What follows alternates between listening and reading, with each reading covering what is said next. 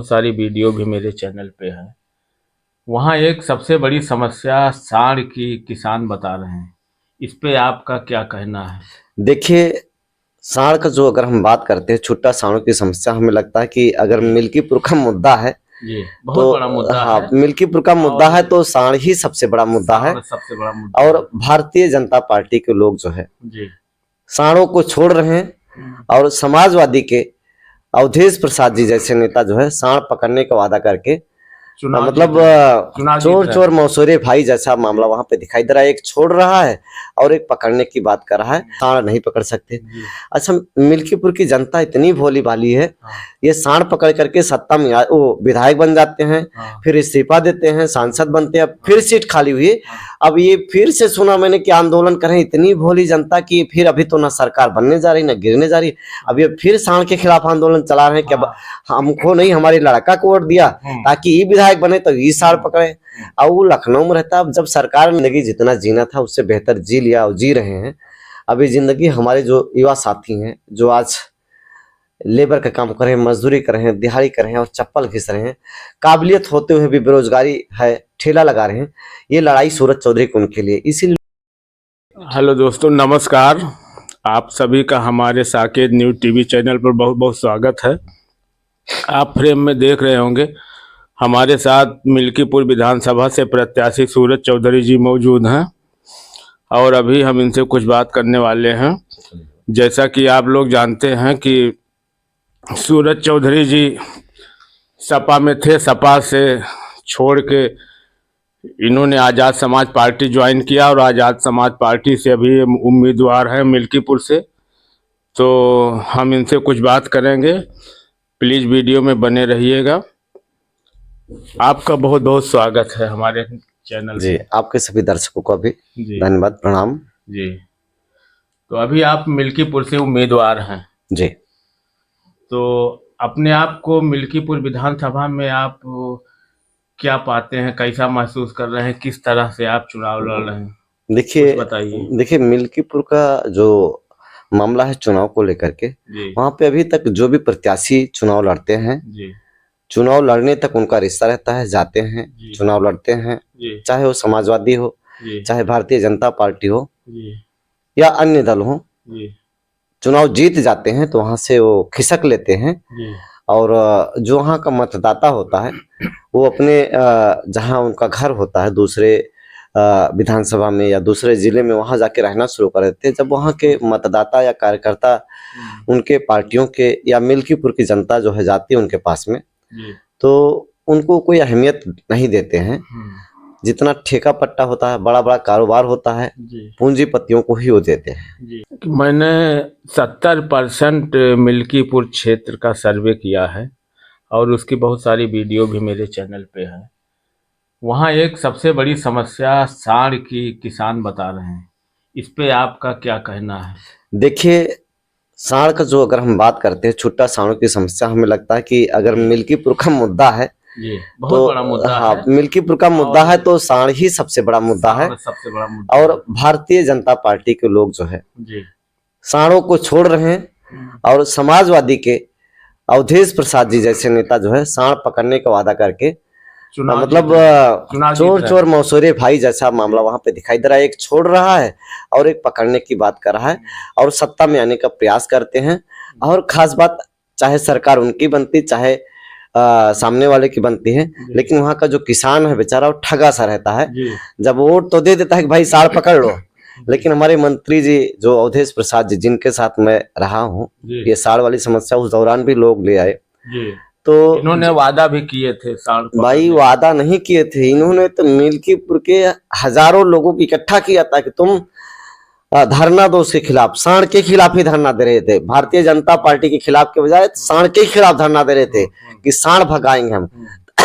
तहसील घेरो और तमाम ऐसे इनके मूवमेंट चले और लोगों ने इसी भरोसे पे अवधेश प्रसाद जी को, समाजवादी पार्टी के जो अभी सांसद हैं, इनको वोट दिया, विधायक बनाया साढ़ के ही आंदोलन पे और ये चुनाव जीत गए। और जब इनके पास लोग गए कि माननीय जी हमने तो आपको विधायक बना दिया, अब आपकी सरकार नहीं बनी तो उसमें हम लोग का दोष क्या है, कुछ तो करिए, विधायक निधि का थोड़ा सा पैसा खर्च करिए साढ़ों को पकड़ने के लिए। कहीं नहीं, जो है क्या बोलते हैं, अभी हमारी सरकार नहीं बनी, इसलिए हम सांड नहीं पकड़ सकते। अच्छा, मिल्कीपुर की जनता इतनी भोली भाली है, ये सांड पकड़ करके सत्ता में वो विधायक बन जाते हैं, फिर इस्तीफा देते हैं, सांसद बनते हैं, फिर सीट खाली हुई, अब ये फिर से सुना मैंने कि आंदोलन करें। इतनी भोली जनता की फिर अभी तो ना सरकार बनने जा रही ना गिरने जा रही, अब ये फिर सांड के खिलाफ आंदोलन चला रहे हैं कि अब हमको नहीं, हमारे लड़का को वोट दिया ताकि ये विधायक बने तो ये सांड पकड़े। अब वो लखनऊ में रहता है, अब जब सरकार न बननी है न गिरनी है, अब तो क्यों लोगों को, जनता को बना रहे? उनको तो कोई मतलब कैसे, पता नहीं कितनी भोली भाली जनता है कि इनको कुछ बोलबे नहीं करती, कि जब ये मंच वंच रखे तो इनको बोलना चाहिए, पूछना चाहिए, माननीय मंत्री जी अब ही तो विधायक रहे, अब इस पर को सांड नहीं पकड़ पाया, अब कैसे सांड पकड़ेगा? तो हाँ लड़का तो ये 1.5 साल का कोई चुनाव है, जो भी हार जीत होगी इसमें हम समझते हैं 1.5 साल उपचुनाव में रहेगा, 1.5 साल बाद फिर मुख्य चुनाव आने वाला। तो ऐसे में क्या आप उम्मीद रखते हैं कि जनता किसी नए को मौका दे? देखिए मिल्कीपुर की जो जनता है जी, पहले जैसे भी रही हो, जब हम लोग साथ में रहते थे जी, अभी बड़ा समझदार है सब, जहाँ चीजें जो है उसको गलत लगता है, सूरज चौधरी जैसे लोग जनता की आवाज बन करके आवाज बुलंद कर रहे हैं, उनकी लड़ाई को लड़ने की एक शुरुआत हो चुकी है। शुरुआत तो सूरज चौधरी ने कर दिया है और ये कारवा आगे धीरे धीरे बढ़ता जाएगा। जैसे हमारे एक जो है प्रदीप यादव जी हैं, अभी एक और दूसरे बाबूराम यादव जी हैं, और ऐसे 50 साथी जो मुखर होकर के बोलना शुरू कर दिए हैं। मंत्री जी जो मिल्कीपुर की जनता के साथ अवधेश प्रसाद जी ने किया, 45 साल वो विधायक रहे, बहुत कुछ किए होंगे, अभी तक उनके खिलाफ कोई बोलता नहीं था, लेकिन गलतियां बहुत करते थे। जो लड़का उनका है अजीत प्रसाद, जैसे खुद रहे उन एक कांड आप लोगों ने सुना होगा, भदरसा कांड हुआ था, जिसमें एक बालिका के साथ रेप होता है, और मीडिया कर्मी इनसे पूछते हैं कि जो एक फोटो उनके साथ शेयर की जा रही थी, दिखाया जा रहा था कि इनको जानते हैं, फोटो उनको माला पहना रहे हैं, उनके साथ सब कुछ है, और वो बोलते हैं नो नो इसको हम नहीं जानते, अंग्रेजी भूखना शुरू कर देते, रेप के मामले में अंग्रेजी बोलते हैं, और समाजवादी पार्टी की खूब गंदगी कराते हैं। वही आदत अपने बच्चे को अजीत प्रसाद को भी सिखा दी है। मीडिया वालों ने पूछा नामांकन के समय कि सूरज चौधरी को आप जानते हैं? तो कहते नहीं, सूरज चौधरी को मैं नहीं जानता। पता नहीं मंत्री जी सिखा क्या रहे हैं? अरे पूरा प्रदेश जानता है सूरज चौधरी को। एक है मतलब कि आप इसी बात से पकड़िए, जब सूरज चौधरी को पूरा प्रदेश जान रहा है, तो बाप के परछाई रहा माननीय सांसद अवधेश प्रसाद जी का, उनका बेटवा जानता ही ना भाई साहब, दिल्ली और लखनऊ से यहाँ आएगा तभी तो जानिएगा कि सूरज चौधरी है कौन। तो जैसे बाप झूठा वैसे बेटवा वैसे बढ़ता जा रहा है। हमने देखा क्षेत्रों में कि आप जब तक सपा में थे तब तक कितने लोग जानते थे नहीं जानते थे, इस पर नहीं कह सकता हूँ, लेकिन जब से आप चुनाव मैदान में आए हैं, मिल्कीपुर क्षेत्र के बहुत सारे लोग आपको जान रहे हैं इस समय, और आप एक अच्छे चर्चित चेहरे बन के उभर रहे हैं, ये मैंने खुद अनुभव किया। देखिए आपके चैनल के माध्यम से कहना चाहेंगे, ये आप लोगों का प्यार है, अपनापन है, दुलार है, जो एकदम सुबह आप महसूस कर रहे हैं, आपकी चैनल की तरफ से लगा कि हाँ सूरज चौधरी का इंटरव्यू होना चाहिए। कई दिन से कई दिन से सब चीजें चल रही, तो बिल्कुल लोग पसंद कर रहे हैं, क्योंकि सूरज चौधरी का जो लक्ष्य है ना, वो खुद के लिए नहीं है, अपनी जिंदगी जितना जीना था उससे बेहतर जी लिया और जी रहे हैं। अभी जिंदगी हमारे जो युवा साथी हैं, जो आज लेबर का काम कर रहे हैं, मजदूरी कर रहे हैं, दिहाड़ी कर रहे हैं और चप्पल घिस रहे हैं, काबिलियत होते हुए भी बेरोजगारी है, ठेला लगा रहे हैं, ये लड़ाई सूरज चौधरी को उनके लिए, इसीलिए लोगों का प्यार मिल रहा है। और 14 महीने का चुनाव है, सादर आग्रह हम अपने साथियों से करना चाहेंगे, एक बारी केतली जो चुनाव निशान है माननीय चंद्रशेखर भैया का, उस पर वोट करेंगे और चुनाव जिताएंगे। कहीं भी उनके सम्मान के साथ में कंप्रोमाइज नहीं करेंगे। एक जैसे चुनाव लड़ने के हमारे कुछ विचार हैं, जैसे जो ठेका पट्टा बाहर के लोग करते हैं, तमाम हम ऐसे साथियों को, यादव समाज के, पासी समाज के और हर समाज के लोगों को हम जानते हैं, काफी टैलेंटेड हैं, पढ़े लिखे हैं, क्वालिटी उनमें है, और वो बेरोजगार हैं, ठेला लगा रहे हैं या इधर उधर दिहाड़ी कर रहे हैं, मजदूरी कर रहे हैं या एकदम कुछ भी नहीं कर रहे हैं। जैसे तैसे जी खा रहे हैं। तो ऐसे लोगों को भी ठेके पट्टे का मौका देना चाहिए। उनको नहीं आता तो सूरज चौधरी का लक्ष्य है कि उनको वो काम बताएं, उनकी सॉल्वेंसी बनवाएं, उनका और जो ठेके से संबंधित पेपर है उसको तैयार करें और उनको उंगली पकड़ के चलना सिखाएं कि ये ठेका ऐसे करोगे तो ऐसे होगा। इस तरीके से मतलब एक तरीके से उनको सेल्फ डिपेंड बनाया जाए। जो ठेके पट्टे बाहर के लोग आके करें वो मिल्कीपुर के युवाओं को प्राथमिकता दी जाए। अच्छा, पिछले 2 चुनाव से सांड के मुद्दे पे लोग गुमराह हो जा रहे हैं कहीं ना कहीं। जैसा कि आप बता रहे हैं कि एक छोड़ने का वादा करते हैं, दूसरा पकड़ने का। तो ये जो सांड का मुद्दा बना हुआ है, इस सांड के मुद्दे से जनता को इस चुनाव में हटना चाहिए और विकास की तरफ नहीं। सांड मुद्दा है, रखे रहे। हाँ। एक बारी वोट करें सूरज चौधरी स्वयं और भीम आर्मी हमारी जो सेना है जी लाठी उठाएगी चुनाव जीतते हफ्ते 15 दिन के अंदर। और जो किसानों का नुकसान कर रहे हैं सांड, उनको जो है बॉर्डर से बाहर खदेड़ने का काम करेंगे। उसमें हम कोनो सरकार बनने का आशा नहीं करेंगे कि आशा हम सरकार में तो कुछ नहीं, भगा देंगे, लाठी उठाएंगे पूरा पब्लिक को लेकर के, जनता को लेकर के इनके सबको बाहर करेंगे। चुनाव में हम कोई कमेंटमेंट नहीं करेंगे, हम किसान के लड़के हैं, ठीक है ना। सबको भगवा दिया जाए बॉर्डर के बाहर, बॉर्डर बाहर जी, अपने हिसाब से भगवा देंगे। ये नहीं कि अब सांसद बन गई फिर धरना दिया। अरे सांसद बन गए 10 बारी की पेंशन लिया था हमारी सरकार नहीं। ये सब ये बहानेबाजी नहीं करेंगे। माननीय सांसद अवधेश प्रसाद जी से मैं कहना चाहूंगा, आप 10 बारी का पेंशन और सैलरी ले रहे हो, मतलब 9 बारी का पेंशन, अभी सांसदी का सैलरी ले रहे हो। आप कुछ न करो, 5 सैलरी जो सांडों की समस्या है उसके लिए खर्च कर दो। तुम बॉर्डर के लिए ऐसी व्यवस्था निकाल दो कि सांडों को भगा दिया जाए। उतनी सैलरी जो भगाने के लिए लोगों को लगाओ वहां पे ग्राउंड पे, उनको देना शुरू कर दो। मिल्कीपुर के किसानों की समस्या दूर हो जाएगी।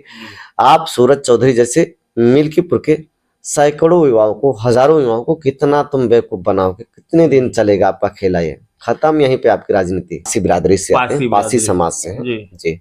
और पासी समाज की संख्या की बात करते हैं वहां पे तो करीब 60,000 से 70,000 के बीच में है। ये फिक्स डाटा और जो तमाम सर्वे में दिखा रहे हैं वो तो अनुमानित है, लेकिन मुझे मालूम है उसी बिरादरी का हूँ, लगभग 70,000 के करीब करीब है। दलित का वोट निर्णायक है मिल्कीपुर में। दलित का वोट निर्णायक कहना शायद ठीक नहीं है। दलित 1,60,000 वोटर है। 1,60,000 वोटर है। और जो इस चुनाव में करीब 70,000 वोट पाएगा वो चुनाव जीत जाएगा। 15 साल से तो लगातार सक्रिय हैं, बाकी हम उसी जमीन में पले बढ़े हैं। तो दलित वोट जो है निर्णायक नहीं, सबसे अधिक है, सबसे अधिक है। वही जिसको चाहेगा एकदम समझिए ऐतिहासिक जीत दे देगा। समाजवादी के वोट में अगर बात की जाए, यादव और मुस्लिम मिला के 90,000 के आसपास की संख्या आती है। तो ऐसे में 1,70,000 आप बता रहे हैं तो निर्णायक, हाँ बहुत, मतलब बहुत ज्यादा, निर्णायक से काफी अधिक मतलब मात्रा में वहां पे दलित समाज का वोट है। और ये भी मतलब लोग जाते हैं वोट लेते हैं। और इतना लोगों को अभी तक एक लगा मुझे कि मिल्कीपुर का उनको कोई स्थानीय विकल्प मिल नहीं रहा था। ऐसा मैंने बहुत जगह सुना कि वहां को कोई स्थानीय था नहीं, इसीलिए या तो क्या नाम से इनको दो, अवधेश को दो, या तो बीजेपी के लोगों को दो। अभी लोगों में चर्चा है कि एक युवा प्रत्याशी, जुझारू प्रत्याशी, उनके गांव सभा का है, परसपुर 17 का है। अब इसको एक बार मौका देना चाहिए। पैतृक निवास आपका मिल्कीपुर? परसपुर 17 पैतृक निवास है, विधानसभा वही, थाना इनायतनगर जी। तो वहाँ के लोग जो है यूथ देख रही, आशा भरी निगाह से देख रहे कि एक बारी सूरज को मौका मिलना चाहिए, युवा प्रत्याशी को मौका देना। पूरा सर्वे पलटा हुआ। अभी तक एक चीज और हम सुन रहे थे, आपको बता दें कि अभी समाजवादी पार्टी को जो सिस्टम है उसको रोकने के लिए उनको हिंट आ रहा था।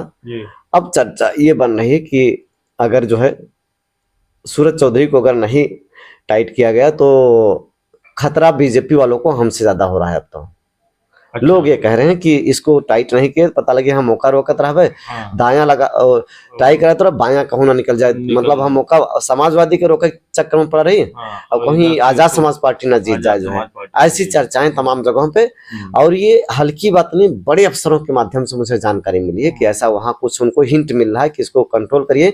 नहीं, बीएसपी वाला वोट इसको पूरा मूव करा है और बसपा वाला वोट मिल गया इसको, तो फिर और भी वोट जो वहाँ इनका लोकल ग्राम सभा है, उसके चौतरफा वोट इनको मिल जाएगा तो चुनाव कहीं ना कहीं कि फिर बीएसपी चूंकि मैदान में है नहीं, बीएसपी की बात करें तो माननीय बहन जी का एक तरीके से जो है हम लोग ऐसा मान रहे हैं कि उनका चुनाव न लड़ने का फैसला हम लोगों को आशीर्वाद ही है। बहन जी ने एक तरीके का आशीर्वाद दिया हम लोग को, चंद्रशेखर बेटा जाओ और तुम अपनी जमीन तैयार करो, क्योंकि आने वाला फ्यूचर जो है बहुजन समाज का माननीय चंद्रशेखर भैया से अच्छा कोई विकल्प हो ही नहीं सकता है। चुनाव के दरमियान चंद्रशेखर जी का यहाँ पे है प्रोग्राम लगने का? देखिए चंद्रशेखर जी 2 कार्यक्रम दिए हैं, 28 और 29 जी। 28-29 जो है चंद्रशेखर जी 2 जनसभाएं यहाँ पे करने का कार्यक्रम उनका फिक्स हो गया है। स्थान जल्दी ही चिन्हित हो जाएगा, एक तो हरनटीनगंज रहेगा, दूसरा भी स्थान चिन्हित नहीं किया गया, चिन्हित होने पे आप लोगों को सूचित किया जाएगा। तो इस चुनाव को आप पूरी मजबूती से लड़ रहे हैं और जीत की तरफ अग्रसर हैं, क्या कहेंगे? ऐसा लोग जनता कह रही कि चुनाव जो है बहुत टाइट हो गया और बहुजन समाज के जो वोटर हैं वो साइलेंट हो गए हैं, सूरज चौधरी के मैदान में आते हैं। अभी जहां उनकी आवाज दबी रहती थी, लेकिन थोड़ा सा लोग कह रहे हैं, मीडिया के तमाम सर्वे रिपोर्ट बता रहे हैं कि आपके वोटर साइलेंट हो गए, बसपा का वोट टोटली हमको मूव करने की स्थिति बनी हुई है और अगर बीएसपी का वोट मेरे को मिल रहा है तो समझो सूरज चौधरी चुनाव जीत रहा है, वो भी 50 हजारों से चुनाव जीत रहे हैं, ऐसा लोग कह रहे हैं, तमाम पुलिस अधिकारी कह रहे हैं, सुनने में आ रहा है। आखिर में एक संदेश जनता के लिए, आप चुनाव जीत जाते हैं, फिर आपके 2-4 मुख्य मुद्दे क्या रहेंगे, जनता को कैसे क्या करेंगे? अपने युवा साथियों से पहले तो मेरा कहना है जागरूक बने। आप जिनको भी विधायक या सांसद बनाते हैं उनको एक खाता मिलता है, जैसे आपका एक अकाउंट नंबर होता है वैसे विधायक निधि का भी अकाउंट नंबर होता है, उसमें कितना रुपया है उस पर पूर्ण अधिकार जनता का होता है, मतदाताओं का होता है। मतदाता किसी एक व्यक्ति को विधायक या सांसद चुन करके भेजता है, अपने खाते में जनता को जानने का अधिकार रहता है कि उस खाते में कितना रुपया है और उस विधानसभा के लिए कितने नल आए हैं, कितना खड़ंजा है, कितनी कार्य योजनाएं आई हुई, ये सब उनको जानने का अधिकार है। तो अपने विधायक को फोर्स करिए, मांग करिए कि ब्लॉकों पे लिखे कि विधायक जी तुम्हारे खाते में कितना रुपया इस ब्लॉक के लिए है, टोटल रुपया लिखे और उस ब्लॉक के लिए लिखे और हर ब्लॉक पे लिखे, हो सके तो ग्राम सभा लेवल पे भी लिखे कि इस गांव के लिए क्या क्या योजना है और अगर इस गांव के लिए योजना नहीं आई तो अगला जब चुनाव आए, मान लो 500 गांव हैं तो अगर वो विधायक या सांसद जाए तो उससे पूछा जाना चाहिए कि हमारे गांव के लिए तुम कोई योजना नहीं लाए थे तो फिर तुमको क्यों हम सपोर्ट करें। बहुत ऐसे हजारों गांव हैं जहाँ पे उस गांव में पट नहीं लगा होता कि यहाँ कोई ऐसी योजना लागू हुई।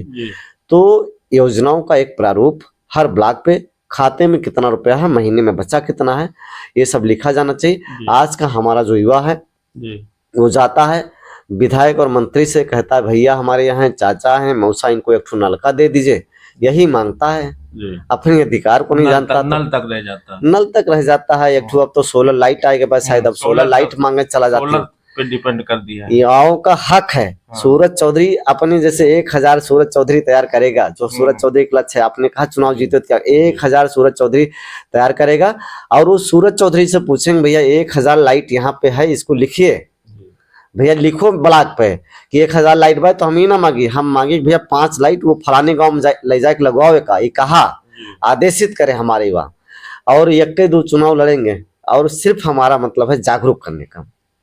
जी बहुत बहुत धन्यवाद चौधरी जी, आपने बात किया मुझसे, साकेत न्यूज़ टीवी चैनल से बात करने के लिए बहुत बहुत धन्यवाद आपका। और दोस्तों देखते रहिएगा मेरा चैनल और बने रहिएगा वीडियो में, मिलते हैं नेक्स्ट वीडियो में, धन्यवाद।